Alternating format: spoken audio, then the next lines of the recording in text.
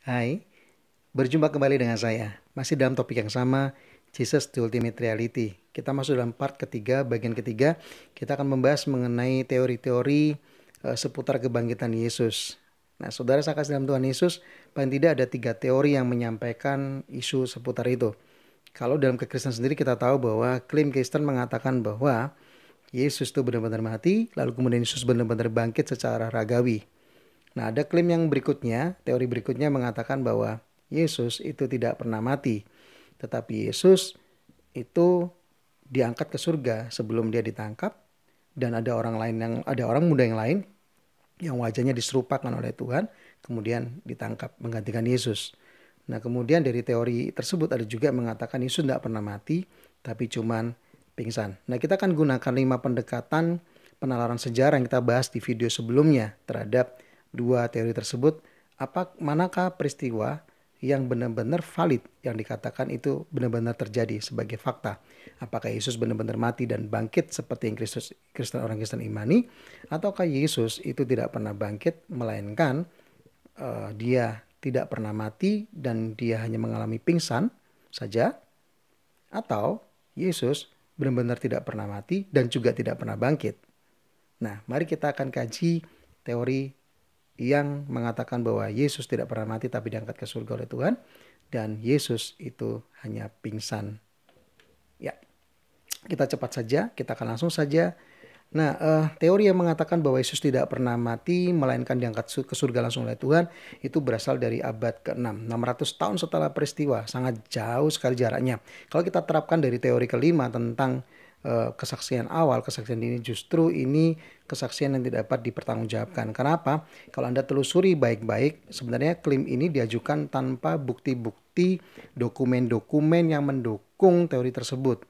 Itu hanya menggantungkan satu informasi dari sentral dari keyakinan mereka. Seorang tokoh dari sentral keyakinan mereka mengatakan bahwa Yesus tidak pernah mati tapi diangkat ke surga. Tidak ada dokumen apapun yang mendukungnya. Udah gitu ditambah jaraknya sangat jauh, 600 tahun.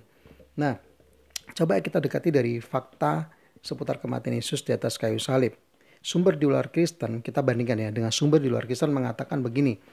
Misal dari Talmud Yahudi mengatakan bahwa Yesus mempraktekkan sihir dan menyesatkan. Mereka mencatat ya, Yesus mempraktekkan sihir dan menyesatkan umat Israel. Nah, karena itu diajarkan di dalam Talmud yang sama oleh kelompok Sanhedrin, diajarkan sebelum hari Paskah mereka menggantung Yesus. Seorang bentara mengaraknya selama 40 hari, menyerukan ia akan dirajam karena mempraktekkan sihir dan memikat umat Allah untuk menempuh jalan sesat. Itu yang diklaim oleh mereka tentang Yesus. Yesus itu penyesat ya, kira-kira begitu. Dilanjutkan begini, biarlah siapapun yang menemukan ia benar, silakan maju dan membelanya, kasih kesaksian, kata mereka. Tetapi tidak ada kebenaran yang ditemukan dalam diri Yesus, dan mereka pun menggantungnya pada hari sebelum Paskah. Ini catatan Talmud. Yesus dihukum mati. Yesus itu ditangkap oleh mereka. Jadi kalau kita banding dengan klaim yang di sana, dokumen ini mengatakan Yesus itu benar-benar ditangkap. Tapi yang klaim 600 tahun lalu, oh enggak, Yesus yang ditangkap mereka bukan Yesus, tetapi itu disamarkan. Dan ini kita tanyakan balik kepada mereka. Dari mana kamu meyakini bahwa Yesus itu bahwa orang lain disamarkan oleh Tuhan menggantikan Yesus? Ini sangat tidak masuk akal. Anda bisa bayangkan ya, bisa bayangkan betapa tidak fairnya kalau memang itu Yesus kalau itu memang orang lain yang disamarkan menyerupai Yesus. Yang disamarkan apanya? Fisiknya atau jiwanya atau bagaimana? Kalau memang fisiknya saja disamarkan oleh Tuhan, lalu ditangkap, saya percaya secara jiwa nih bukan Yesus, dia kan berontak. Ada teori mengatakan itu Yudas, apalagi kalau Yudas itu. Yudas adalah pengkhianat. Bagaimana seorang pengkhianat seperti Yudas yang orientasi hidupnya seperti demikian, tiba-tiba dia digantung kayu salib, lalu kemudian dia kayu salib berkata, Allahku, ampunilah mereka sebab mereka tidak tahu apa yang mereka lakukan. Tidak mungkin kalau itu memang Yudas jiwanya, dia mengatakan hal semulia itu. Sangat tidak mungkin. Yudas seorang pengkhianat. Jadi ini sangat tidak masuk akal sekali. Gitu. Nah, saudara saya dalam Tuhan Yesus, dokumen 600 tahun setelah peristiwa yang tidak didukung oleh data itu semacam tuduhan yang satu arah saja, gitu kan? Tidak ada sedikit pun ruang bagi mereka untuk bisa kita terima sebenarnya secara sejarah, karena nggak ada data yang mendukungnya, tidak valid, tidak ada dokumen-dokumen yang mendukung sama sekali. Itu semacam gak tuduhan yang ya asal bicara saja sebenarnya, tidak ada dasar sama sekali gitu kan. Itu semacam pemaksaan kepada para pengikutnya, pokoknya percaya saja. Pokoknya percaya saja, pokoknya percaya saja. Nah, ini saya rasa di dalam pergumulan tentang iman, ini adalah semacam pemaksaan yang sangat tidak bagus, sangat-sangat tidak fair, sangat tidak sehat. Nah, kita lihat lagi data-data berikutnya. Flavius Josephus, eh, dia mengungkapkan bahwa Pilatus, ini bukan orang Kristen ya, Pilatus memerintahkan ia disalibkan hingga mati. Namun para muridnya tidak meninggalkan pemerintahannya. Mereka melaporkan ia menampakkan diri kepada mereka 3 hari sesudah penyalipannya dan bahwa ia hidup. Jadi Josephus menyatakan bahwa para murid-murid ini melaporkan bahwa Yesus itu bangkit dari kematiannya. Para murid ya, para murid. Jadi dia ini mencatat ada fenomena banyak murid Yesus itu menyatakan Yesus itu bangkit dari kematian. Josephus juga menambahkannya dalam laporan dia menyebutkan tentang kematian Yohanes Pembaptis, eksekusi Yakobus saudara Yesus karena iman yang dibelanya atau iman yang dihidupinya. Apa itu? Yaitu Yesus bangkit dari kematian. Jadi paling tidak Flavius Josephus di satu sisi mengaminkan ada kematian, Yesus benar-benar mati. Nah, lalu kemudian ada juga data lain, yaitu dari Mara Bar Serapeon, filsuf Syria. Lihat Tertusan Serapeon. Dia berkata begini, apakah keuntungan dari orang-orang Athena dari membunuh Sokrates? Kelaparan dan penyakit menimpa mereka sebagai hukuman atas kejahatan mereka. Apakah keuntungan yang diperoleh orang-orang Samos dari membakar Pitagoras? Dalam sekejap tanah mereka tertutup dengan pasir. Nah ini, apakah keuntungan dari orang Yahudi dari membunuh raja yang bijak mereka? Segera setelah itu kerajaan mereka dilenyapkan. Ini ada catatan dari Mara Bar Serapeon, bukan orang Kristen, yang mengatakan bahwa orang Yahudi menangkap rajanya sendiri, yaitu Yesus. Ya, itu semacam olok-olok sebenarnya, yang dalam peristiwa prosesi penyalipan Yesus atau prosesi pembunuhan Yesus terhadap Yesus, itu olok-olok Yesus Raja Yahudi dan sebagainya, ditangkap dan sebagainya.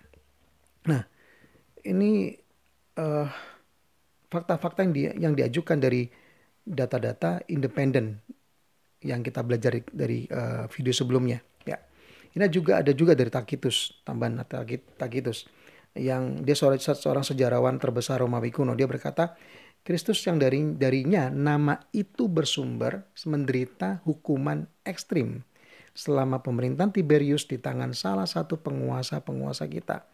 Tacitus memberikan kesaksian Yesus benar-benar mati di dalam sebuah proses hukuman.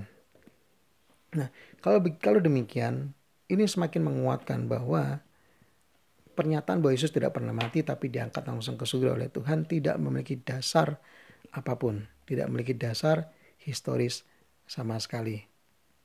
Nah, saudara sang kasih dalam Tuhan Yesus, mari kita coba dekati dari sumber Alkitab. Nah, kitab-kitab Injil menceritakan kematian Yesus dengan cara yang sangat jelas, detail. Bahkan Yesus sendiri menubuatkan kematiannya loh. Dia menubuatkan kematiannya sebelum dia ditangkap, dia detail. Bahkan dia memperingatkan kepada Petrus apa yang sedang terjadi. Menarik nih. Dia bilang pada Petrus ketika Yesus membuka tentang kematiannya, kabar kematiannya, Petrus mengatakan, kami tidak akan mengkhianati engkau Tuhan. Dan Yesus mengatakan, Petrus, ingatlah, sebelum ayam jantan berkokok, engkau telah mengkhianati aku 3 kali. Itu mengandung nubuatan, pernyataan kepada Petrus, dan begitu terjadi itu benar-benar sesuatu yang wow gitu. Sesuatu yang wow tentang bagaimana Yesus menyatakan kuasa dan otoritasnya sebagai Allah yang maha tahu tentang sesuatu yang terjadi ke depan. Nah, saudara, saksi mata penyalipan Yesus juga sangat banyak. Paulus sendiri mengatakan bahwa Injil mengatakan, memberikan laporan bahwa saksinya itu nggak cuma murid-murid, tapi pihak musuh juga menyaksikannya tentang kematian Yesus. Orang Roma, para tentara Roma menyaksikannya. Tua-tua Yahudi juga menyaksikannya. Imam besar juga menyaksikannya. Nah, karena itu dalam prosesi penyalipan Yesus sangat sulit dikatakan begitu banyak saksi kalau dikatakan Yesus tidak pernah mati tapi diangkat ke surga.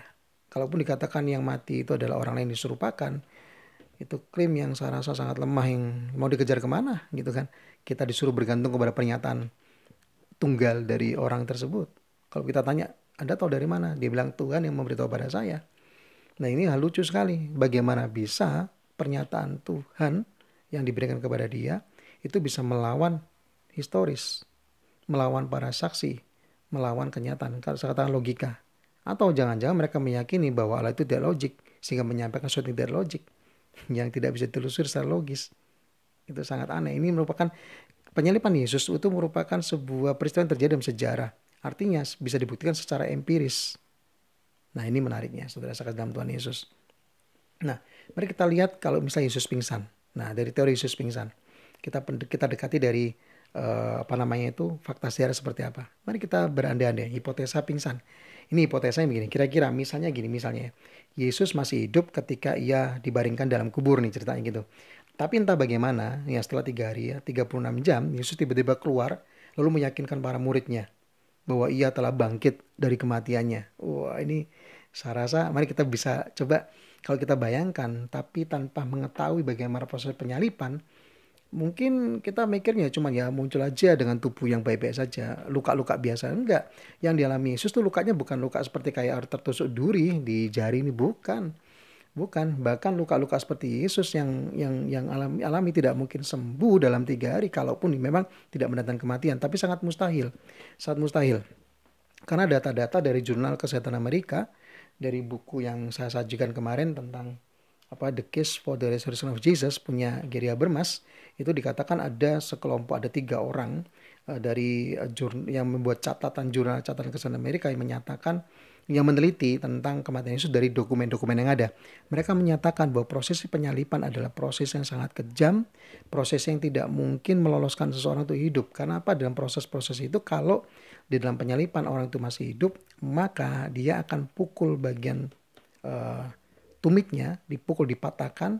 Kenapa? Supaya berat badannya itu menjadi beban lebih lagi, sehingga tidak bisa menarik untuk nafas. Intinya adalah orang yang mati disalib adalah mati karena gagal pernafasan juga sebenarnya. Tapi lebih daripada itu, luka-luka yang lain sangat mengerikan sekali. Sebelum disalib, Yesus juga dicambuk. Juga bukan cambuk biasa, tapi cambuknya dilaporkan bahwa itu seperti beberapa kayak gerai gitu, beberapa untai dari kulit binatang gitu yang keras. Lalu kemudian ujungnya ada bola-bola besi, lalu ada juga di situ beberapa cabang itu terdiri dari tulang yang sangat tajam. Begitu dihujam kan itu bisa merobek urat dan saraf, bisa membuka menganga terjadi pendarahan dan sebagainya. Itu sekujur tubuh dicambuk oleh mereka dengan tujuan untuk membuka luka, sehingga orang yang disalibkan ke depannya setelah mengalami aniaya kemudian disalibkan itu mengalami penderitaan yang berkepanjangan selama proses penyalipan sampai dia mati. Nah, mari kita coba bayangkan ya, misalnya Yesus benar-benar tidak mati tapi pingsan ya. Ya, ini sangat aneh sekali karena itu menentang pernyataan dokumen-dokumen yang ada. Musuh dan sahabat Yesus sama-sama percaya. Ini musuh dan sahabat Yesus percaya Yesus telah mati. Nah, kematiannya adalah alasan mengapa justru bagi sahabat Yesus atau murid Yesus, ya, justru kematian Yesus itu merupakan sebuah alasan mengapa mereka kehilangan pengharapan. Sebab mereka expect Yesus itu nggak mati karena jadi raja, menyelamatkan mereka, mengeluarkan mereka dari perbudakan, memberikan kemerdekaan kepada mereka, tapi nggak terjadi. Sehingga mereka tidak expect. Mereka melarikan diri pada waktu Yesus ditangkap. Itu faktanya. Karena Yesus benar-benar mati. Kalau Yesus nggak benar-benar mati, cuma pingsan aja, ya mereka tidak akan begitulah. Saya rasa tidak akan kehilangan pengharapan ya. Nah, sangat tidak mungkin bila Yusuf, ini tentang Yusuf Arimatea, sangat tidak mungkin bila Yusuf dari Arimatea di Nikodemus. Siapa itu Yusuf Arimatea? Dialah yang ditunjuk untuk menolong dalam proses penyalipan, untuk membantu Yesus memikul salibnya.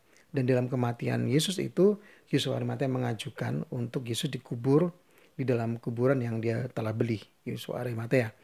Nah, sangat tidak mungkin Yusuf Arimatea mengikuti proses penyalipan Yesus bersama dengan Yesus, kemudian sampai dia mati, lalu dia melakukan pembalasaman kepada Yesus.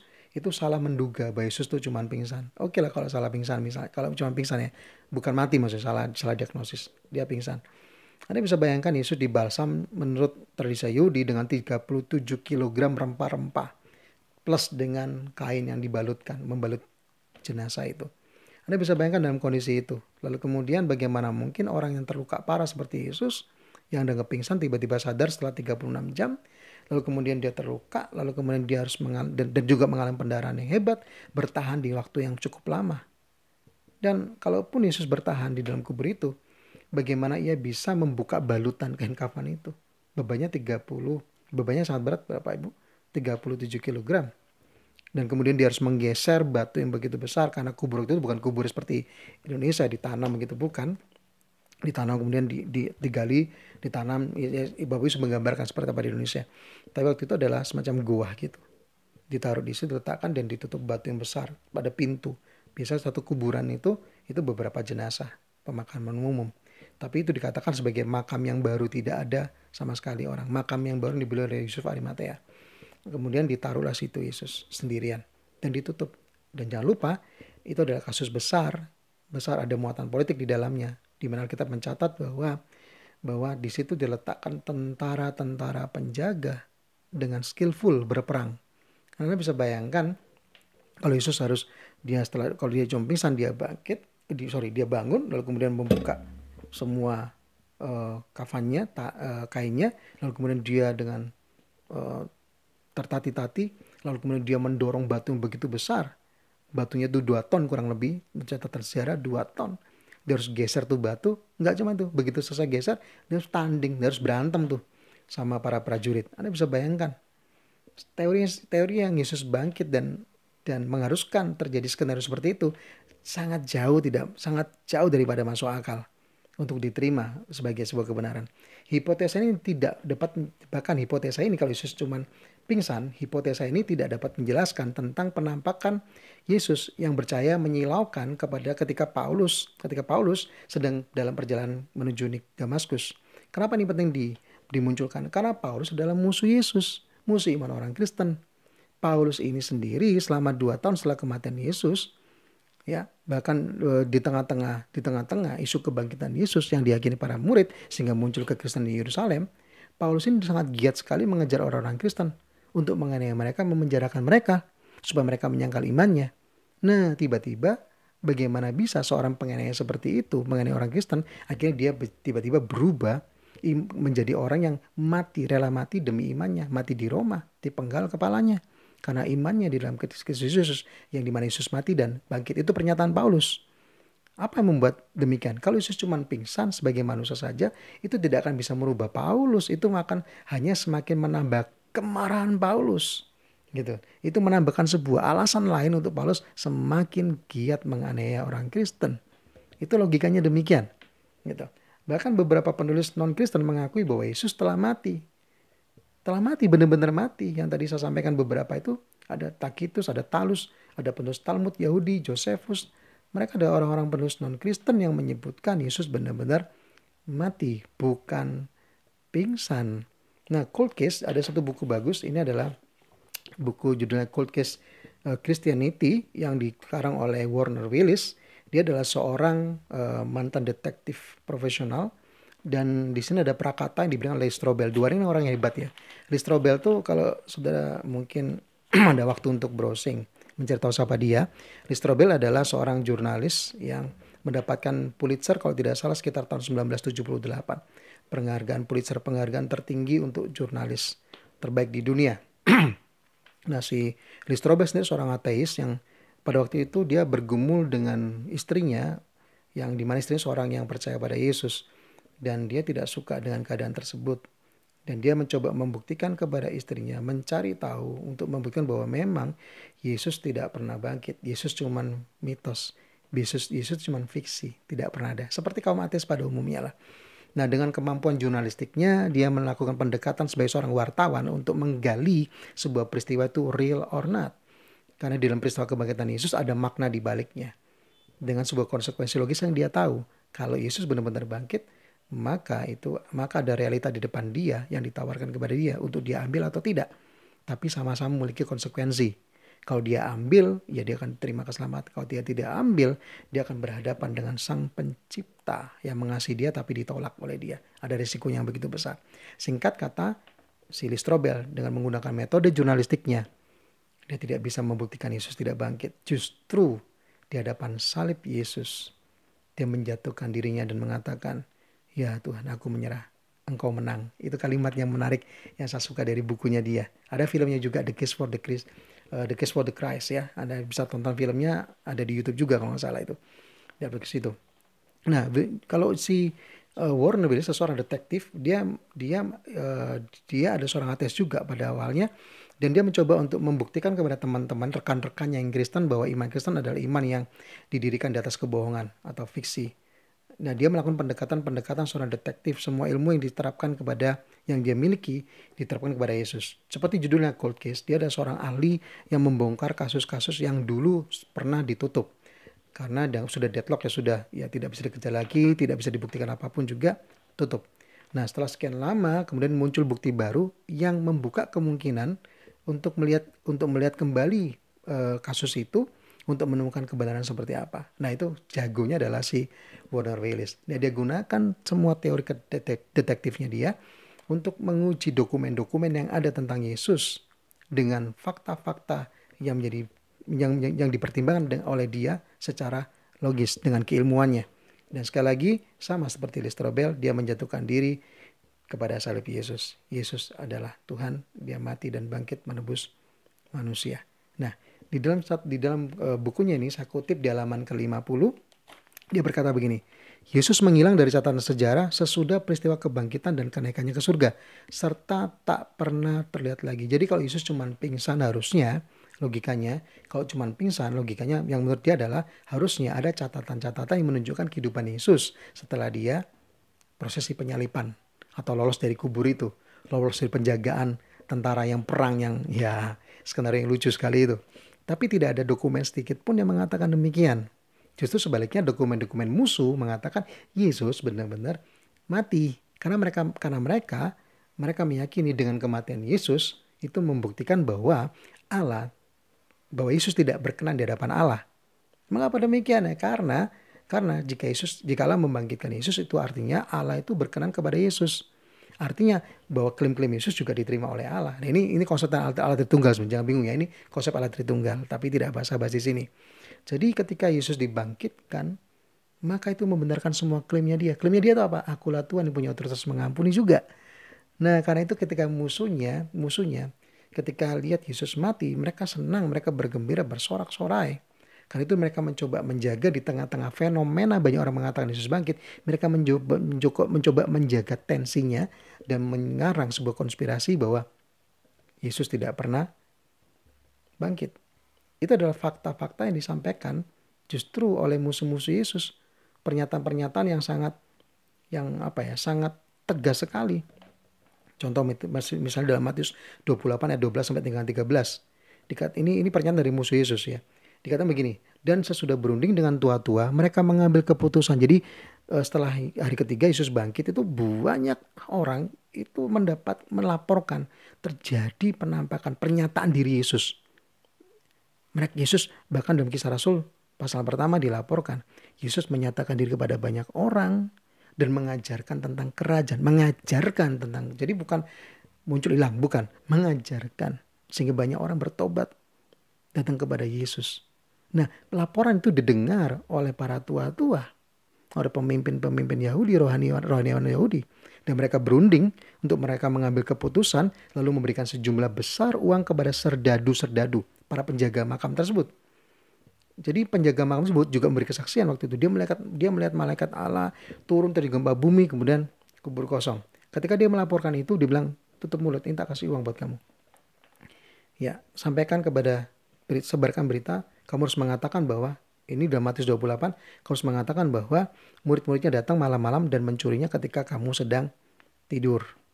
Jadi saya potong ya dari klaimnya ini, intinya bahwa para tua-tua mereka meyakini Yesus benar-benar mati dan tidak menerima kesaksian para serdadu tadi, dan diminta untuk tutup mulut, bahkan membuat sebuah semacam teori konspirasi. Jadi kalau ada menuduh bahwa Alkitab para Rasul itu membuat konspirasi, keliru. Memang ada konspirasi di Alkitab, tapi dikisahkan. Jadi Alkitab mengkisahkan ada konspirasi, tapi bukan sebuah konspirasi orang-orang Kristen, orang gereja awal untuk mengarang kebangkitan Yesus, bukan. Tapi sebaliknya ada konspirasi untuk menutup sebuah fakta bahwa laporan serdadu maupun fenomena setelah itu yang melaporkan ada penampakan Yesus, itu mereka berkonspirasi dari tua-tua rohani Yahudi untuk mengatakan Yesus mayatnya dicuri, teori yang lain. Gitu. Jadi Yesus tidak pernah bangkit tapi dicuri. Nanti kita akan bahas di bagian yang lain, ya. Nah, dari fakta-fakta ini menunjukkan bahwa teori pingsan sangat tidak didukung oleh data yang ada. Teori pingsan sangat tidak bisa dipertanggungjawabkan. Lagi pula kalau Yesus cuma pingsan, lalu kemudian dia menampakkan diri kepada banyak orang, ya dengan luka-lukanya dan sebagainya, gereja tidak akan muncul, gereja tidak akan bangkit. Coba bayangkan aja lah, Yesus dengan tertatih-tatih datang kepada muridnya, menampakkan datang kepada murid, aku nggak mati lah, aku cuma pingsan saja. Saya percaya waktu itu mereka akan cari tabib, cari dokter untuk menyembuhkannya, membantu proses penyembuhan Yesus gitu.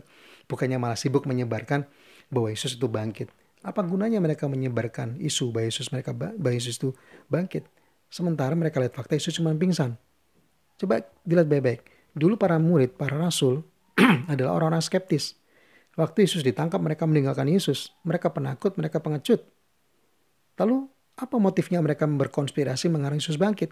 Sementara konspirasi itu akan mengancam nyawanya. Bisa bayangkan para pengecut membuat konspirasi membahayakan nyawanya. Ini semacam klaim yang tidak logis, dual yang berkontradiksi. Maka hanya satu alasan saja.